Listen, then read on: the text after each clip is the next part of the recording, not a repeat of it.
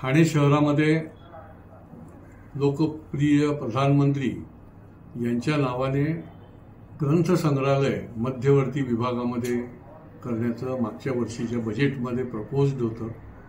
30,000 square फूटच्या जागेमध्ये भव्य असं हे ग्रंथ संग्रहालय उभारण्याचा महापालिकेने निर्णय घेतला होता। त्याकरता 1 कोटी रुपयाची तरतुदी झाली होती। यासंबंधी काही वृत्तपत्रामध्ये बातमी देखील आली, परंतु याची सगळी चौकशी करता खरं म्हणजे तत्कालीन आयुक्तांच्या संकल्पनेतनं हे ग्रंथसंग्रहालय ही अत्यंत चांगली कल्पना होती की हे शहर जे आहे ते सांस्कृतिक शहर आहे। या सांस्कृतिक शहरामध्ये अशा प्रकारचं मध्यवर्ती भव्य असं ग्रंथसंग्रहालय आणि ते देखील विश्वगुरू आदरणीय नरेंद्र मोदीजींच्या नावे असणं ही देखील या शहराची भूक आहे, तहान आहे आणि काळाची गरज होती। परंतु कालांतराने खरं म्हणजे महापालिकेने पुढच्या अधिकारी जे येतात त्यांनी यामध्ये लक्ष देऊन हे पूर्णत्वास न्यायला पाहिजे होतं। वास्तविक आमच्यासारख्या लोकप्रतिनिधीला देखील अवगत करायला पाहिजे होतं। परंतु त्याच्यानंतर ही बातमी आल्यानंतर जेव्हा मी माहिती घेतली तर एकतर महापालिकेतल्या कुठल्याही अधिकाऱ्याला याची कल्पना देखील नाही की कुठे आहे, काय ठराव आहे।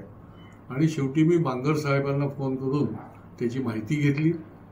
नारंग म्हणून त्या ठिकाणी जे बिल्डर आहेत त्यांनी आपल्या या अमेनिटीच्या प्लॉटमधनं हे बांधण्याचं ठरवलं होतं। त्यांनी त्याचं डिझाईनही बनवलं होतं अशी मी माहिती मिळाली मला।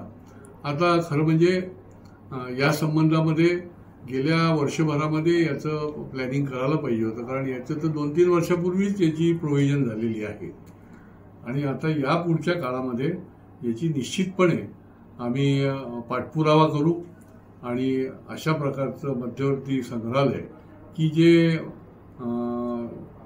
पोखरण नंबर 2च्या भागामध्ये प्रपोज्ड आहे आणि ते देखील अम्युनिटीच्या माध्यमातून ते केलं जाणार आहे, तर त्याचा पाठपुरावा करून लवकरात लवकर कसं काम सुरू होईल याच्याकरता माननीय आयुक्तांनी देखील लक्ष द्यायला पाहिजे। अधिकाऱ्यांनी देखील या संबंधामध्ये पुढाकार घ्यायला पाहिजे, कारण की प्रधानमंत्र्यांच्या नावे जर होणार असेल तर त्याच्यामध्ये दिरंगाई होता कामा नये। खरं म्हणजे काही ठिकाणी अवास्तव उगाचच पैसे खर्च केले जातात, अवास्तव उगाचच त्याचा इतक्या जोरामध्ये पाठपुरावा केला जातो, वास्तू उभी केली जाते, त्याचा उपयोगही काही होत नाही। अशी परिस्थिती या शहरामध्ये आहे। परंतु याचा निश्चितपणे चांगल्या पद्धतीने सदुपयोग होईल याच्या दृष्टीने